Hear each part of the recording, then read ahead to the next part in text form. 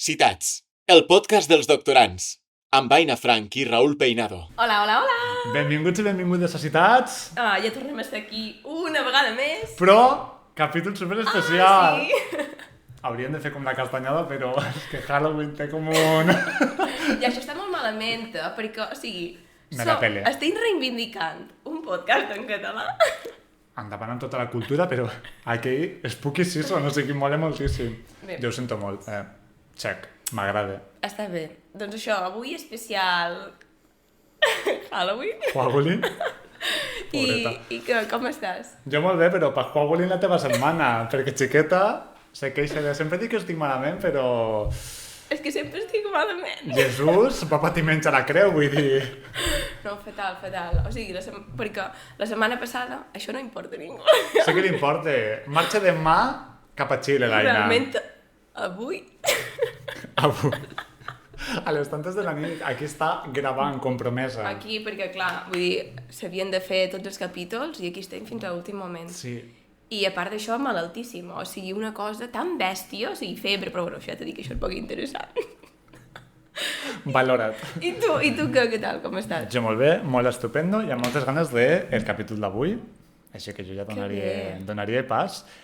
A la convidada d'avui, tu què tal, amb el tema Halloween, castanyada, approve o una mica... Jo estic d'acord en que es puguin barrejar les dues coses, però sí que soc team castanyada. Anava a portar un mocadoret per venir una mica ambientada, però al final he decidit que avui no. Ja l'any que ve, quan me torneu a convidar, ja vindrà una mica més. Però és superbona idea, hauríem pogut venir vestits així també de castanyer. Ja ho trobarem perquè ja... L'any que ve.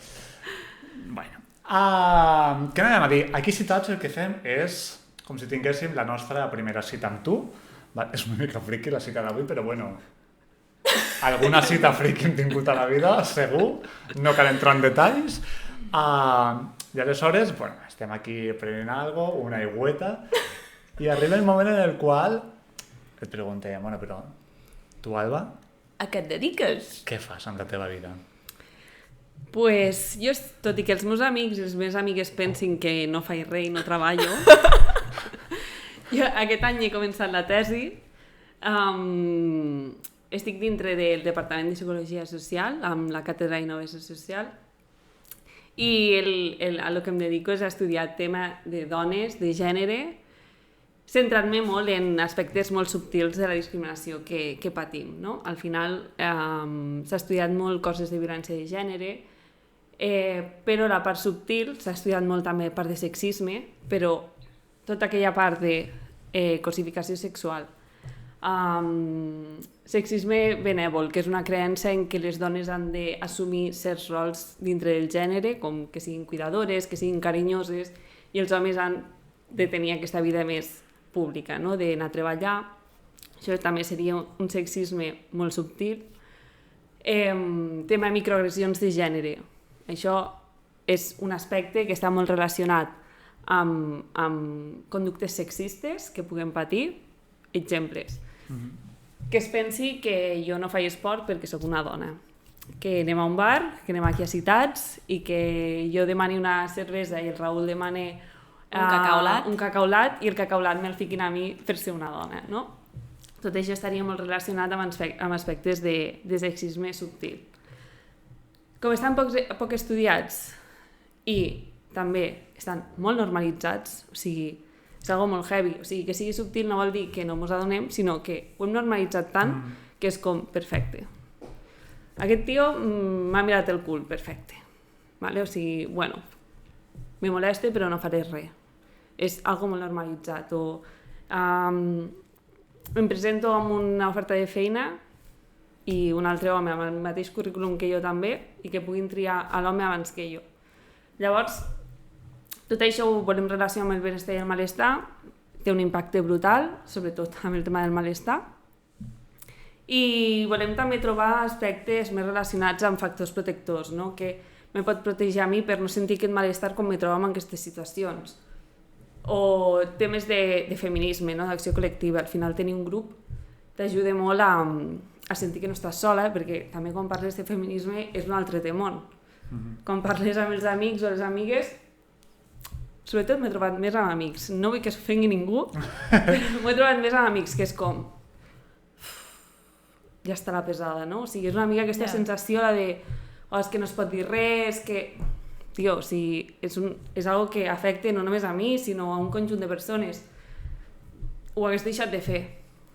Si no tingués un grup d'amigues que pense com jo, si no m'informés i vegués que realment el feminisme serveix per alguna cosa, hagués deixat de lluitar i de comentar aquestes coses davant d'amics, perquè és tan pesat que et diguin ai, és que no sé què voleu, és que no se'ls pot dir res, no? Yeah. Llavors, la meva tesi agafa totes aquestes coses que al final a mi personalment, per ser dona, m'han afectat i vull indagar què és el que hi ha, no? O sigui, a partir del sexisme, com ho relaciono amb el benestar i quins factors me poden protegir d'això.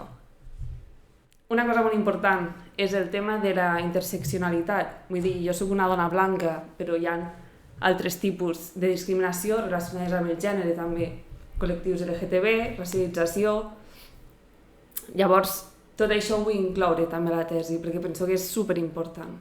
I dins d'aquests escenaris en els quals hi ha aquesta discriminació, ho parteixes a partir d'un àmbit general a qualsevol espai o relaciones en algun espai així en concret? Per exemple, jo que sé, a l'acadèmia, a la feina, En principi ens agradaria fer una mica població general. Sí que és veritat que dintre l'acadèmia és molt més fàcil agafar dades dintre d'àmbit universitari. Llavors, sempre que pugui me dirigiré a una població general perquè és un tema que afecta a nivell general, però sí que segurament hi haurà població dintre dels meus estudis que siguin estudiants de la Universitat de Lleida. Actualment estic començant un estudi amb una noia de la UNED. L'estudi que plantegem penso que és xulíssim, què he de dir, perquè el que volem fer és mesurar el tipus de sexisme que pateixen les dones i veure com el confronten les dones quan el reben i com el confronten els homes quan l'han vist, quan l'han detectat en una altra persona. I com això afecta al final també al benestar, perquè si tu acceptes aquest sexisme segur que tindrà un impacte al benestar que si tu el confrontes, o sigui, serà totalment diferent. Llavors, aquest estudi, la veritat que tinc moltes ganes de poder començar a recollir dades i res. I com les recolliu, les dades? Que passau un qüestionari així població general, acotau edat, com... Amb aquest cas concret, per exemple, sí que tenim uns quants qüestionaris estandarditzats relacionats amb sexisme, amb confrontació i amb benestar i malestar. Sí que a nivell de confrontació volem també afegir alguna pregunta oberta per fer també una mica de recerca qualitativa. Però sí que el general d'aquest estudi són dades quantitatives i que s'extreuen d'aquests qüestionaris, sí, dedicats a la població general. Entenc per lo que dius que, clar, tu vas fent com estudis i faràs un article d'un estudi, un article d'un estudi i un article, no? Vull dir, per lo que comentaves, no? Perquè ho veig com molt centrat de dir, vale, aquest estudi i aquell... no? Com si ja estàssis pensant en estudis diferents, no? Sí, al final la tesi la faré per company d'articles. Ara mateix estic acabant un metaanàlisi que està relacionat tot allò que he trobat sobre sexisme més subtil amb benestar i malestar. Sorpresa que he trobat moltes coses relacionat amb malestar i amb benestar molt poqueta, perquè al final és algo que està molt menys estudiat.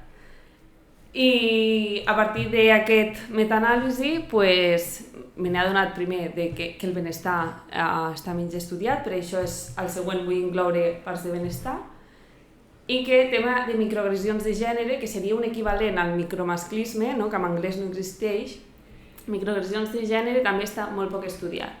No? I a partir d'aquí he començat tot allò que he considerat interessant per fer créixer aquest tema i que es pugui entendre aquest tema, a incloure-ho en futurs estudis. El compendi d'articles són 4 articles que hem de fer.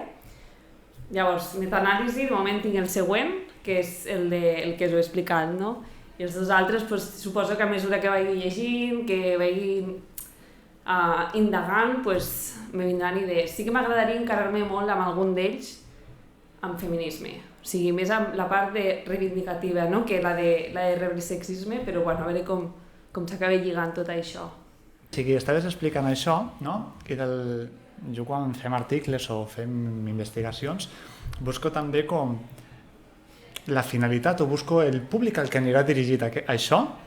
Clar, en el teu cas va de cara a públic general de conscienciació tant per un cantó com per l'altre, o també va cap a cara a les persones que reben aquesta discriminació de dir, vale, tinc això, aquí te dono com uns recursos d'alguna manera com per tu poder gestionar aquestes situacions. No sé si m'acabo d'explicar. Sí, jo crec que sí, i realment m'agrada molt que em preguntis això perquè és una cosa en què penso moltíssim, moltíssim. I per una banda penso que has de tenir certa consciència crítica, no? També per adonar-te de certes conductes que poden ser sexistes. Pot ser que siguin normals i no t'afectin i ja està, però si tens una mica de consciència crítica penso que les detectes molt més fàcilment. També et permet lluitar-les molt més fàcilment, perquè un cop les has detectat, segurament això et remogui alguna cosa. Llavors, per una banda, té aquesta població a la que vull que hi vagi, que són totes les dones que pateixen sexisme, i per l'altra, o sigui, vull que sigui algo tant homes com dones, com tots els gèneres que es puguin incloure. Perquè penso que actualment a xarxes socials, sobretot, s'estan veient molts missatges com dient és que ni machismo ni feminismo, no? O és que el feminisme vol que les dones es fiquin en contra dels homes, o les dones volen més privilegis que els homes. Joder, és un missatge molt erroni, vull dir, no s'està entenent absolutament res el que és el feminisme. Però hi ha aquesta tendència, Però és molt fort perquè no és un concepte nou com a tal, vull dir, fa un temps que està rodat i hi ha vegades que sí, que entres a comentaris o coses d'aquestes a veure i dius ai, quants anys fa que aquesta persona coneix aquesta paraula i continua tenint el concepte erroni al seu cap de dir per favor, Julián, fes-li una bullideta, sisplau, no sé, és fort. Sí.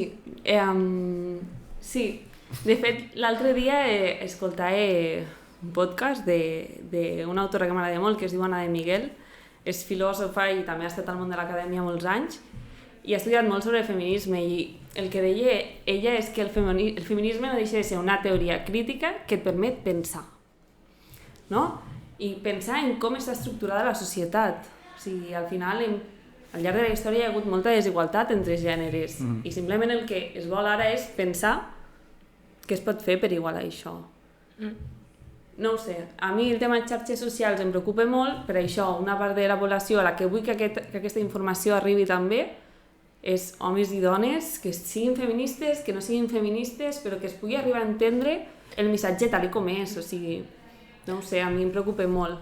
De totes maneres, crec que això que acabes de dir és com superimportant, aquesta idea del feminisme és com una teoria crítica, no? O una ideologia crítica que te permet pensar. M'ha agradat molt la definició com a tal. Perquè a part, a més, dius, independentment de qui siguis, no? Independentment de com te posicionis dins la societat, són unes noves ulleres que te permeten pensar en com està estructurada. No és que ningú t'estigui tacant, no? No és que perquè siguis, perquè és el que tu deies, tant si ets home com si ets dona, com independentment del gènere que tinguis, és que pots pensar en com està estructurada la societat i si allò ho vols perpetuar o començar canvis. I també la idea aquesta de si ets home t'estan atacant, no.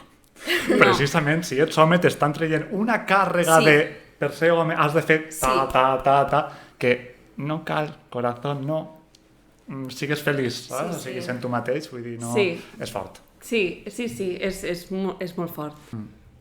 I després, bueno, ja és que jo aquí ja tiro com pedres que potser me'n vaig de lo que seria... Dale. No, però que després, dins de tots aquests col·lectius de discriminats d'alguna manera, que també des de la nostra posició, sigui quina sigui la nostra posició, sempre fer com defensa i cura d'aquest altre col·lectiu també discriminat, perquè anem pensant, bueno, ara no em toque, bueno, ara tampoc em toque, bueno, corazón, ens anirem carregant, en algun moment te tocarà a tu. O sigui, fem cura, fem pinya, fem una miqueta també de cuidado i se venen uns temps una miqueta Halloween. Però, com dir-lo, eh? No, però és preocupant, sincerament, i està superbé el fet de poder tenir recursos, de dir, vale, com podem reduir aquestes discriminacions, com podem d'alguna manera confrontar-les, no? Necessari. Sí. Així per dir, perquè és una cosa que hem comentat també algunes vegades, ja no com a experta, però com la teva opinió, que ets una persona que està dins l'acadèmia i que a més fa recerca sobre això, com veus tu el paper de la dona dins aquest món? A veure, afortunadament penso que actualment la dona ha pogut accedir a càrrecs importants dintre de l'acadèmia, no? Ha pogut simplement treballar a l'acadèmia, no? Que és algo molt important. Sí que és veritat que penso que continuaven unes biaix de gènere. Crec que va ser un estudi on deia que els homes, els professors homes, estaven millor valorats per la universitat, o sigui, pels alumnes, que les professores dones. Penso que aquí hi ha una part dels biaix de gènere, i així com amb l'acadèmia passa una mica amb tot. A mi em passa molt, i crec que és algo general, que quan llegim un article, com veiem el cognom, automàticament pensem que la persona, que l'autor és un home. A mi me passa, Llavors... I és fort. És molt fort, és fort. El que intento quan faig classe és ficar el nom i el cognom quan és una dona. No? O sigui... Perquè vaig pensar, si jo que estic dintre d'aquest tema, no em considero una experta ni molt menys, però estic dintre del tema, estic intentant ficar molta consciència per poder anar una mica amb els ideals aquests que tinc, ja em passa, i cada cop que miro un cognom, que llegeixo un cognom, penso és un home, i la majoria d'articles que llegeixo jo són de dones. Yeah. Vull dir, és que això és més fort. Quan faig classe penso, l'alumnat, quan fico un autor, dic, ha de veure el nom, perquè si no pensarà que és un home. Això és una manera també, no?, d'anar canviant, potser, aquestes tendències, perquè dius, bueno, si comences a veure que hi ha moltes dones que publiquen, potser arriba un moment que ja no ho associes sempre, perquè jo sí que crec que aquestes associacions nostres és perquè abans només publicaven homes. Llavors, depèn d'en quin moment històric llegeixis o basis els teus fonaments teòrics, és que dones no en trobaràs, no? I si ara començam a girar-ho i a fer com molt evident de dir, mira, això és una dona, això és una dona, això és una dona, potser això ajuda a canviar aquest imaginari col·lectiu. No sé. Bé, i ara que hem fet com aquesta pinzellada Bueno, pinzellada, hem pintat un quadre, sobre que fas recerca, com has arribat fins aquí? Uau, no tenia gens clar cap on volia tirar a la meva vida. O sigui, jo vaig sortir batxillerat, molt segura que volia fer educació primària, i em vaig adonar que no era el que jo volia fer, però tampoc sabia ben bé cap a on tirar. Llavors, jo vaig fer psicologia, estava com també molt de moda en aquell moment, no? Em va encantar, però dintre de la psicologia hi ha un munt de branques. I volia fer psicopedagogia, després psicologia sanitària. El que menys m'hagués pensat que faria és psicologia social. I vaig fer, de fet, el màster de psicopedagogia, el general sanitari, i vaig començar a treballar a la càtedra d'innovació social. I després crec que vaig estar un any i mig dient que jo no vull fer la tesi, que jo acabo el màster i buscaré feina a un institut, no sé què. I ja van dir, vale, ok. Ja me van donar per perduda. Vale, marxa, van passar l'estiu i a l'agost vaig pensar, jolín, és que em vull quedar. És que estic molt bé, no? I els vaig fer la proposta de jo només me quedo si estudio algo de dones. Me van dir, endavant, estupendo, em sembla molt bé. I aquí estic. I estic supercontenta de la decisió que he pres fins ara. Estic al primer any de doctorat, però estic molt, molt, molt contenta. Gaudeixo molt de la feina, la veritat. Tot i que hi ha dies que anem fins aquí, però tot i així és que no sé, és molt guai. M'agrada molt. No, però està superguai. Quan el moment en què has acabat com carrera, màster, t'hi trobes com a gust amb el teu grup, que ja tens el qui, i d'alguna manera el què també te diuen, sí, vols fer això? Fes-ho, és com a... Pues claro que me quedo, no? O sigui, d'alguna manera és que còmode. Sí, sí, el meu grup és el millor, vull dir... Bueno. Això. El meu grup és el millor. Podem fer combat aquí, de veure aquí. No, però realment, o sigui, estic amb unes persones amb les que comparteixo moltes coses i que és que ens avenim moltíssim entre tots i això és molt divertit. És molt guai. Això és per destacar també una cosa que han dit tu i jo moltíssimes vegades, que és que quan fas recerca moltes vegades o quan t'inicies, no, a fer la tesi, importa molt més qui que què, no? Tot i que és que és important, és qui és... Sí, és així, és amb qui comparteixes cada dia. Facis tesi en aquell moment, facis una altra cosa perquè toca fer una altra cosa, no? Però, i el que al final, com tu deies, has començat amb una idea, ara estic fent això, però després potser, bueno, anem navegant. Que guai. Molt guai. Txan, txan, txan! I ara... Ara que ja sabem trajectòria de l'Alba, la tesi que està investigant, per favor. Toca la pregunta del precari. Sí, però... Especial Juagolín, per favor! Hem portat una cosa. Clar, no volíem que fessis la teva explicació del que estàs treballant. Que no fos ridícul, perquè és important. Però ara m'he vingut a fer el ridícul. I tinc per aquí unes diademes bastant de Juagolín. Però no miris, que faràs trampes. Pues jo ja sé la que hi ha. Aleshores tu has de posar la mà i dir, vale, m'ha tocat aquesta, però sense mirar, tot mira cap allà. Vale? I agafar una. Oh, què t'ha tocat? L'aranya. No miris, que l'has mirat. He mirat inconscientment. Faig així. Jo, una de bruixa, un gorrito de bruixa, i el Raül... M'han donat carabàs. Ara ja sí, ja ho tenim tot per fer la pregunta del precari en condicions. Ja saps com va això, que sí? Sí. Tenim per aquí el potet de les preguntetes i... Tu mateixa. Bueno, tu mateixa. Moment de misteri. Moment de suspense. Sempre me posa nerviosa, això. El teu director de tesi, Àngel, dimoni o NPC? Què és NPC? Jo no sé què és NPC. NPC, no sé si ho diré bé, però és Non-Player Character. Que sembla Vale. que... Sí? Sí, no entenia les sigles, perfecte. És el típic nino que te dona les missions com aquell que diu que no... que està allà... No fa res, Hola, simplement... Sí. Hola, va dir. Vale, pues aquest el descartem, vull dir, aquest no juga. Uf, àngel o dimoni? Jo crec que tots i totes tenim la nostra part àngel i part dimoni. Vull dir, i qui digui que no, menteix. O sigui, tampoc els catalogaria d'aquesta manera, no? És algo com molt extrem. Són extrems. És extrem, és que de fet aquesta pregunta... Queda molt de Halloween, eh? Queda molt de Sí. Però aquesta pregunta a mi me genera com una mica de malestar. Sí. Perquè has de com posar categories molt dicotòmiques, no? És molt dicotòmic, sí, però... O sigui, i ja no només... O sigui, ja no em refereixo al meu director, a la meva directora de tesi,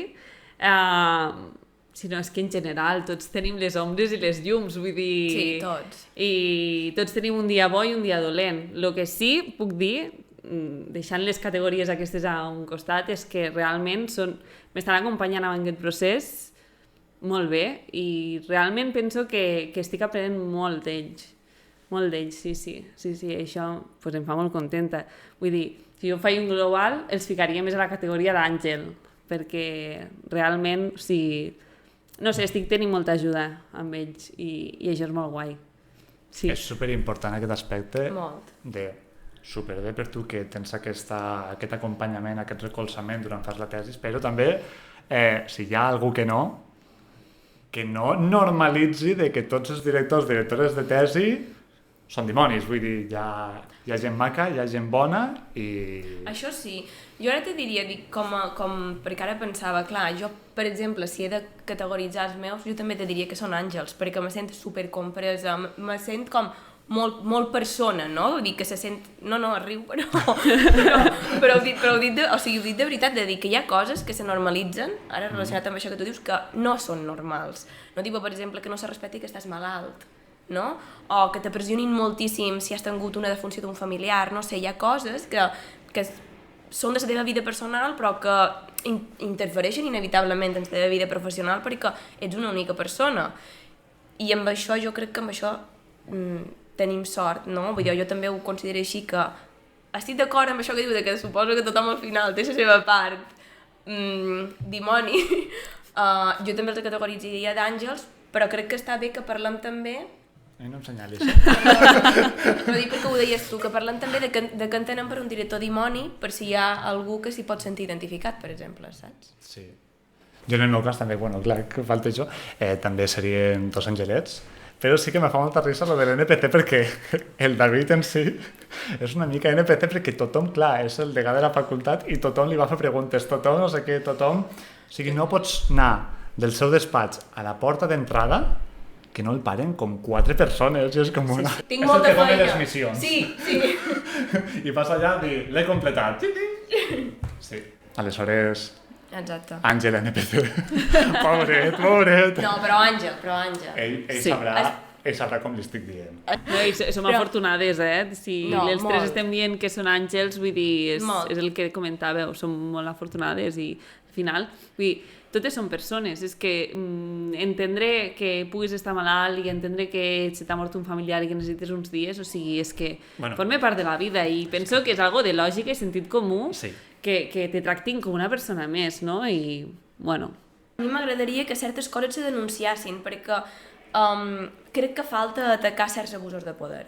Sí, fer-ho visible, si no es fa visible una cosa no es pot parlar i al final és tot plegat, no? I en relació amb el que amb la teva tesi també, o sigui, fem visible aquestes coses que són subtils Totalment. per poder atacar-les com a tal, no? Totalment, Sí. que a sobre ara, i també relacionat amb la teva tesi, m'ha fet pensar que potser no els hauríem de dir dimonis tampoc, no, en aquests directors de tesi, sinó simplement gent que està seguint unes estructures socials que ara, les noves generacions, ens estem qüestionant de si realment són les que volem. I és simplement un canvi d'estructura, com en lo del feminisme, no? De dir, no t'estem dient que ets dolent, és simplement que tots hauríem de reflexionar si realment l'acadèmia que tenim és la que volem o si volem canviar coses. Àngel o Caspós. Millor, m'agrada més. Està superbé. Donem per finalitzada la pregunta del precari d'avui. M'ha agradat. És complicada aquesta. És complicada, sí. A mi me sembla superdifícil. Sí. Un besito, David. I ara acabem aquesta secció i anem a la millor secció de totes. L'última, que aquí ve a citar... Regala ciència. I has portat alguna cosa? Sí, he portat 2 coses. Oh, tant de sort, perquè si no el Raül morirà. Un d'ells no és un regal per vosaltres. És a dir, és un regal per moltes persones. Està superbé. És que no volem acumular coses, és broma, L'Aina no vol acumular coses. Vale. He relacionat una mica la meva tesi amb el meu hobby, que és llegir. Vale. Llavors, com que les dones hem estat privades d'espais com la literatura, per exemple, o la música, el que he fet és fer un llistat curtet de llibres que he llegit, d'autores que he llegit i que m'han agradat, i és obert. És a dir, qualsevol persona que vingui a citats i vulgui afegir alguna autora més pot fer-ho, ho podem compartir a nivell, o sigui, online, no cal que sigui a paper, i també que tothom pugui accedir a aquesta informació si és del seu interès. Llavors, he fet unes quantes llistes, les dos que m'agraden més a mi pel meu hobby, bàsicament, és llistat d'autores de llibres feministes, vale? Simone de Beauvoir, Celia Amorós, la Najat El-Hanchmi, l'Anna de Miguel i l'Angela Davis. Vale? Aquestes són autores que han fet llibres de feminisme. Aquí hi ha un llistat d'autores que són novel·les, que m'agraden molt, Rosa Montero, Roser Cabré, la Han Kang, l'Annie Ernaux, vale? Entre d'altres. Aquí poden seguir ficant. I aquí he ficat llistat obert del que sigui. Okay. Aquí pot triar, doncs, llistat obert de cantants o llistat obert d'artistes de pintura. És que no en sé perquè no li dedico tant temps, no? I que es pugui omplir i que puguem fer una mica també de divulgació de totes aquestes dones que han fet coses superguais i que ara estan aprofitant tot aquest espai que se'ls permet, on se'ls permet estar, no? M'agrada molt, Aquest molt, és el primer molt. regal. I vull criticar els homes que se fiquen darrere del nom d'una dona per publicar. Això, mal. Està mal. Sí? Carmen Mola són 3 homes, són uns llibres de novel·la negra que van sortir i són 3 homes que es diuen Carmen Mola. I han set superllegits, superfamosos, però són 3 homes. Han aprofitat aquest boom de ara les dones s'estan publicant molt, doncs jo em vaig a ficar ara darrere d'una dona. Vull dir, anem a perpetuar una mica més el patriarcat. A veure com ho podem fer. Uau! Llavors, això no està malament. No en tenia ni idea de que passàs això. Uau. Sí, segon Segon regal. Anem una mica en línia del que m'agrada, no? És sobre el perill dels tòpics. I tot relacionat amb Halloween. És d'una autora nigeriana i explica això com una única història d'un grup vulnerabilitzat ja fa que totes les persones que siguin així són d'aquesta manera, no? És el perill dels tòpics. I penso que es pot extrapolar tant al gènere com a la racialització, als col·lectius LGTB, a tot el que sigui un grup vulnerable, no? I això és per tu, per vosaltres.